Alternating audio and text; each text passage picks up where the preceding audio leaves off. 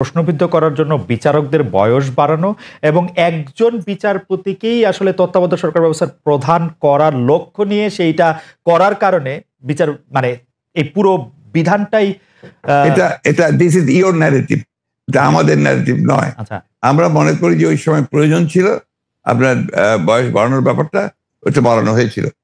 It may not work, সেটা অন্য কথা। একটা জিনিস আপনি আবার ভুলে যাবেন না যে 1/11 আগে চক্রান্তটা একটা হয়েছিল। সে চক্রান্ত হচ্ছে যে আপনাদের সেই 9/11 ঘটেছিল তার আগে। আর এখানে আপনার কিছু পশ্চিমা দেশ একসাথে হয়ে চুইজডে ক্লাব তৈরি করেছিল, একই সঙ্গে ভারতবর্ষ তার সঙ্গে যুক্ত হয়েছিল এবং তাদের মূল টার্গেটটা ছিল যে জাতীয়তাবাদী শক্তিকে এখান থেকে নির্মূল করা। এবং যেহেতু তারেক রহমান সাহেব জাতীয়তাবাদী শক্তির উঠতি নেতা ছিলেন, হি ওয়াজ দ্য রাইজিং লিডার, সুতরাং তাকে আপনারা মেলাইন করার জন্য, ভাবমূর্তি নষ্ট করার জন্য একটা পরিকল্পিতভাবে এই চক্রান্তগুলো করা হয়েছে এবং এই ক্যাম্পেইনটা চালানো হয়েছে, হুইচ ইজ টোটালি পলিটিক্যাল। অন্তর্বর্তীকালীন সরকার আসলেই আমরা দেখি যে এইটার সাথে আসলে নানান আশকথা পাশকথা যুক্ত হয়। আপনি যেটিকে আন্তর্জাতিক চক্রান্তের কথা আগের সরকার মানে 2007 সালের সরকার বললেন, এবার অন্তর্বর্তীকালীন সরকারের আগমনটাও কি আপনার কাছে একটা চক্রান্তের বিষয় বলে মনে হয়? কারণ আমরা দেখি যে প্রশ্নই উঠতে পারে না, প্রশ্নই উঠতে পারে না। আমরা দেখেছি এবারকার অন্তর্বর্তী সরকারের যে আগমন, এটা একটা জনগণ ছাত্রদের একটা সম্মিলিত আপনার আন্দোলন, একটা আপনার অভ্যুত্থানের ফলে। এখানে আপনি চক্রান্ত দেখছেন কোথায়? আমি এটাকে দেখছি যে এটা একটা বাংলাদেশের জনগণের একটা পুরোপুরিভাবে একটা বিপ্লবের আকাঙ্ক্ষা থেকে এটা এসেছে এবং সেখান থেকে এসেছে they want to get rid of this fascist government, Hasina government, murderer. তার বিরুদ্ধে আজকে আপনার জনগণ ফুঁসে উঠে। আপনি চিন্তা করে দেখেন, আপনি তো দেশে ছিলেন না, সেই সময় যদি দেশে থাকতেন তাহলে দেখতেন শিশু, নারী, বৃদ্ধ কেউ ঘরে ছিল না, সব বেরিয়ে পড়েছিল। কারণ এই ফ্যাসিস্ট আমেরিকার হাতে প্রায় শত শত হাজার হাজার ছেলে মেয়েরা নিহত হয়েছে, হত্যা করেছে। না, দেশে না থাকলেও আমি আসলে এই খবরগুলি সবসময় দেখছিলাম আমার নিজস্ব সোর্স থেকে। আমাদের লোকজন এখন তো আমি মনে করি যে আমাদের সকলের উচিত, যারা আমরা দেশকে ভালোবাসি, গণতন্ত্রে বিশ্বাস করি, আমাদের এই বিষয়গুলোকে হাইলাইট করা। আমরা ফ্যাসিস্টদের যে বয়ান, যে বক্তব্য, সেই বক্তব্য যেন ফিরে না যায়। না, অবশ্যই আপনি যে প্রশ্নগুলো আনলেন, এর সবই হচ্ছে আপনার ফ্যাসিস্টদের বক্তব্য। ওকে, আমি ওই সময়কার কথায় আমি আপনার কথায় একমত যে এই বয়ানগুলি আওয়ামী লীগ আসলে গত 15 বছর ধরে বিভিন্নভাবে বিভিন্ন মাধ্যমে এটা দিতে চেষ্টা করেছে। আমরাও আপনার মাধ্যমেই বা বিএনপির শীর্ষ নেতৃবৃন্দের মাধ্যমে সেটি আসলে আপনাদের অবস্থান জানতে চেয়েছি। আপনারা কনসিস্টেন্টলি আপনাদের অবস্থান জানিয়েছেন। আমি এই সময়কার কথায় আসি। এইবারের যেটিকে আপনি জনগণ এবং ছাত্রদের আন্দোলন আপনি বলছেন, যে আপনার কাছে কি মনে হয় না যে এই আন্দোলনটি বিএনপির নেতৃত্বে হলে বা বিএনপি যত বছর ধরে এই আন্দোলনটি করতেছিল, সে বিএনপির নেতৃত্বে যদি আন্দোলনটি সফলতা পেত, তাহলে আসলে এই যে সরকার এবং সরকারের মধ্যে যে বিভিন্ন দুর্বলতার কথা আমরা শুনছি নানাভাবে, সেটি হতো না? আবার অন্যভাবে প্রশ্ন করলে, যে এই আন্দোলনটিতে যে বিএনপি নেতৃত্ব দিয়ে সফল হতে পারলো না, সেইটাকে আপনি কিভাবে মূল্যায়ন করেন? দুটো জিনিস। একটা হচ্ছে যে এখানে আপনার বিএনপি নেতৃত্বে হলে অনেক ভালো হতো, বিএনপির নেতৃত্বে হয়নি এই কথাটা বলছেন কেন? বিএনপি তো এর মধ্যে শেষ দিন পর্যন্ত, শেষ মুহূর্ত পর্যন্ত ছিল এই আন্দোলনে। এই ছাত্র জনতার আন্দোলন শুরু হয়েছে 2 মাস হলো, তার আগে তো আমরা মাঠে, এবং আমরাই আপনার মাঠেছি, আমরা জেলে গেছি, আমাদের 60 লক্ষ লোকের বিরুদ্ধে মামলা হয়েছে, আমাদের 700-এর উপরে মানুষ আপনার গুম হয়ে গেছে, এই জায়গায় সহ। এইটা তো আমরা আমাদের 15 বছর ধরে এটা চলছে এবং অকথ্য অত্যাচার নির্যাতন আমাদেরকে সহ্য করতে হয়েছে। এবং ছাত্ররা যখন এসছে তখন আপনার তারা যে প্রথমে কোটা আন্দোলন, তারপরে সেই হত্যা, পরে সাথে সাথে তারা আপনার এক দফা আন্দোলনে গেছে। We have given total support to them. আপনি সেই সময়কার পত্রিকাগুলো দেখুন, আমার বক্তব্যগুলো দেখুন। আমি প্রতিদিন সেই সময় আপনার প্রেস কনফারেন্স করেছি ওই কয়েকটা দিন, এবং ওই দিন সম্পূর্ণ আমি ছিলাম। আমরা এখানে বিভক্তি আনতে চাই না। আমরা এখানে মনে করি এটা বিভক্তি না। আমি আমার বক্তব্যটা শেষ করে ফেলি ভাইয়া। জি প্লিজ। এটা হচ্ছে যে এই বিষয়টাকে আমরা এক করে দেখতে চাই। এখন যে কোনো ধরনের একটা মিসআন্ডারস্ট্যান্ডিং তৈরি হওয়া বা একটা ভুল বুঝবুঝি হওয়া, সমঝোতার অভাব হওয়া, এটা কিন্তু দেশের জন্য এই মুহূর্তে এতটুকু মঙ্গলজনক হবে না। না, এটা আমি আপনার সাথে দ্বিমত পোষণ করছি না, কিন্তু আপনি বলছেন যে আপনি আসলে সাপোর্ট দিয়েছিলেন, আপনার সেই ব্যাপারে কোনো সন্দেহ নেই। আমরা প্রতিদিন আপনার বক্তব্য আমরা মিডিয়ায় দেখেছি, সরাসরি দেখেছি, বক্তব্য দেখেছি। আমার প্রশ্ন, আপনারা তো সাপোর্ট দিয়েছিলেন, কিন্তু লিডারশিপটা ছিল যে আসলে ছাত্রদের হাতেই, তাই তো? মানে এটা নদী এই জায়গাটাতে আপনি যাচ্ছেন কেন? আমরা তো লিডারশিপ, এখানকার লিডারশিপটা আমরা ক্লেম করিনি।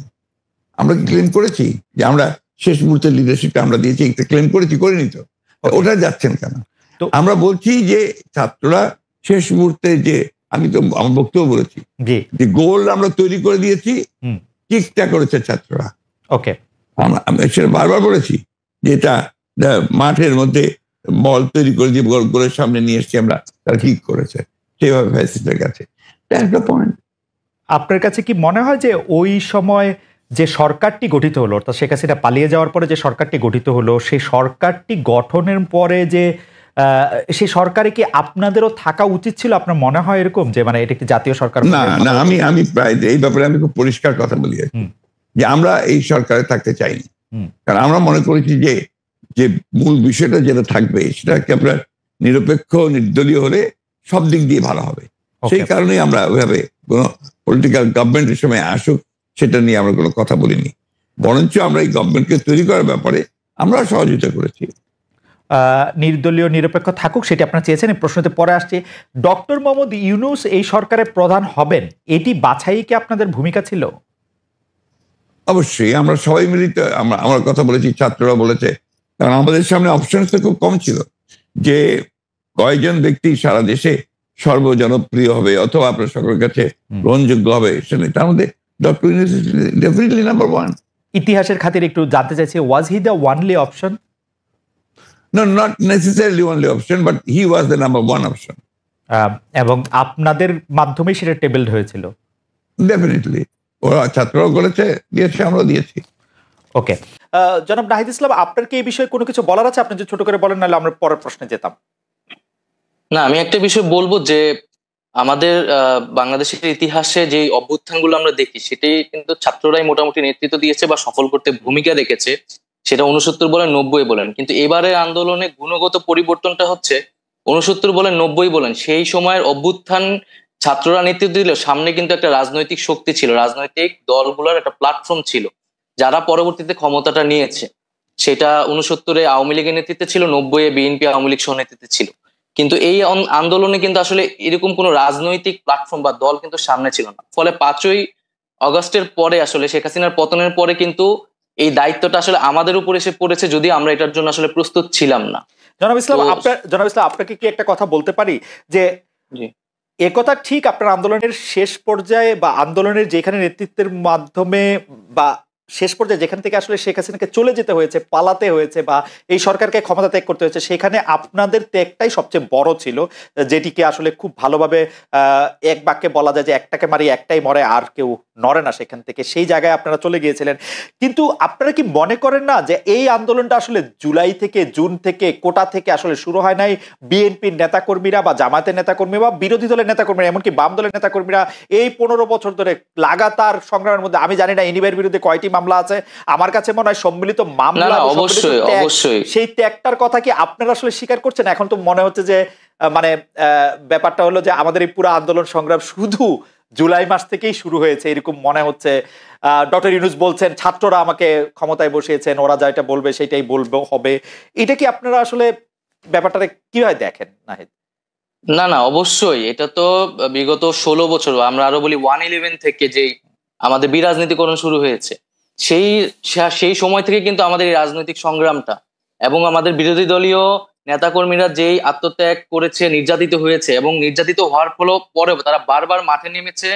তারা নামার কারণে কিন্তু একটা রাজনৈতিক পরিবেশ আমরা পেয়েছি, কথা বলার মিনিমাম পরিবেশ কিন্তু আমরা পেয়েছি, যে জায়গায় আমরা নেমে কথা বলতে পেরেছি। এবং এই অভ্যুত্থানেও আমরা সকল রাজনৈতিক দলের সেই ভূমিকাকে স্বীকার করি এবং তারা ভ্যানগার্ডের মতো ছিল, গুলির সামনে ছিল। এবং ব্যক্তিগতভাবে বললেও কিন্তু ছাত্রদল বলেন বা শিবির বলেন বা বামপন্থী সংগঠন প্রত্যেকেই আমাদেরকে নানাভাবে সহযোগিতা করেছে, ব্যক্তিগতভাবে আমাদের জীবন রক্ষার্থেও তারা অনেক ভূমিকা পালন করেছে। ওকে, আমার মনে হয় যে জনাব নাহিদ ইসলাম এটা খুব পরিষ্কার করে বলেন। নাহিদ ইসলামের কাছে প্রশ্নে যাওয়ার আগে আমি একটু এনিভাইয়ের কাছে যেতে চাই। নাহিদ ইসলাম, আপনাকে আমি প্রশ্নটি করে রাখি।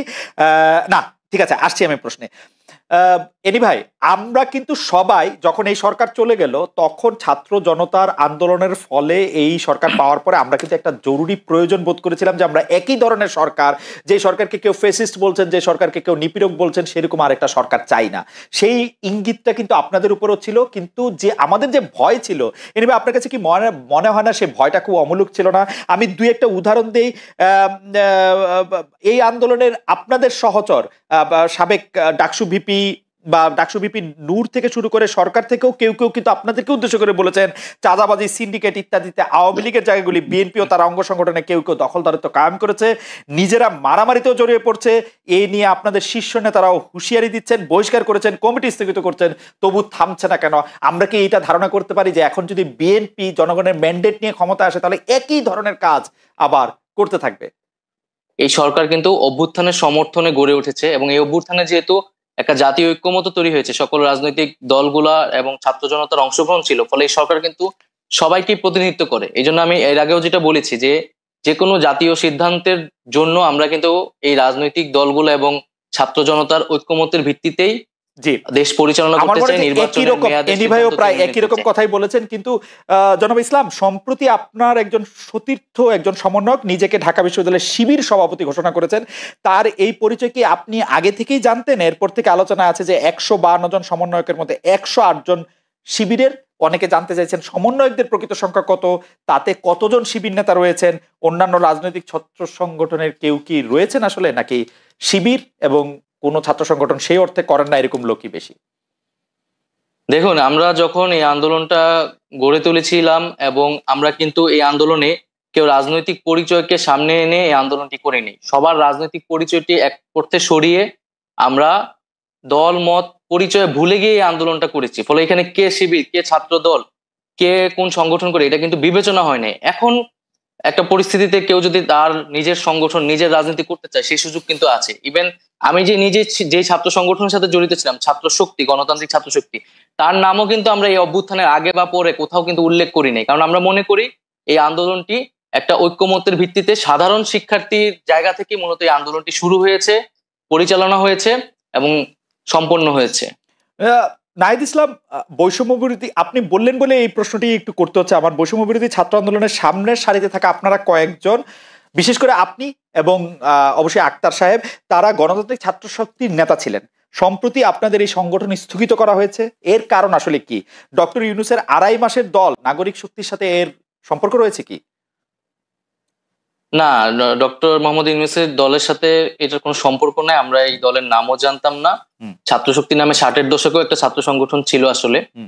তো আমরা সেটার সাথে এটা সম্পর্ক নেই, এবং এই সংগঠনটি আমরা স্থগিত করা হয়েছে কারণ যেহেতু এই সংগঠনের প্রধান নেতৃত্ব যারা, আক্তার হোসেন, তিনি নাগরিক কমিটিতে এখন কাজ করছেন, এবং আমি এবং আসিফ মাহমুদ সরকারে কাজ করছি। ফলে নেতৃত্ব ছাড়া এই সংগঠনটি কিন্তু এখন রান করতে পারছে না। ফলে এই কারণে কমিটিটি স্থগিত করা হয়েছে, এবং ছাত্র রাজনীতি নিয়ে যেহেতু একটি আলোচনা চলছে, সংস্কারের কথা চলছে, তো সেই পরিবর্তিত পরিস্থিতি অনুযায়ী আমরা সামনের সিদ্ধান্তটি হয়তো নিবে, এবং যারা এখন মাঠে আছে ছাত্র শক্তিতে কাজ করছে তারাই মূলত ছাত্র শক্তির বিষয়ে চূড়ান্ত সিদ্ধান্ত নিবে। এই সরকার কিন্তু অভ্যুত্থানের সমর্থনে গড়ে উঠেছে, এবং এই অভ্যুত্থানে যেহেতু একটা জাতীয় ঐক্যমত্য তৈরি হয়েছে, সকল রাজনৈতিক দলগুলা এবং ছাত্র জনতার অংশগ্রহণ ছিল, ফলে এই সরকার কিন্তু সবাইকে প্রতিনিধিত্ব করে। এই জন্য আমি এর আগেও যেটা বলেছি যে যে কোনো জাতীয় সিদ্ধান্তের জন্য আমরা কিন্তু এই রাজনৈতিক দলগুলো এবং ছাত্র জনতার ঐক্যমত্যের ভিত্তিতেই জি দেশ পরিচালনা করতে চাই। নির্বাচনের মেয়াদে এনি ভাইও প্রায় একই রকম কথাই বলেছেন, কিন্তু জনাব ইসলাম, সম্প্রতি আপনার একজন সতীর্থ, একজন সমন্বয়ক নিজেকে ঢাকা বিশ্ববিদ্যালয়ের শিবির সভাপতি ঘোষণা করেছেন। তার এই পরিচয় কি আপনি আগে থেকেই জানতেন? এরপর থেকে আলোচনা আছে যে 152 জন সমন্বয়কের মধ্যে 108 জন শিবিরের।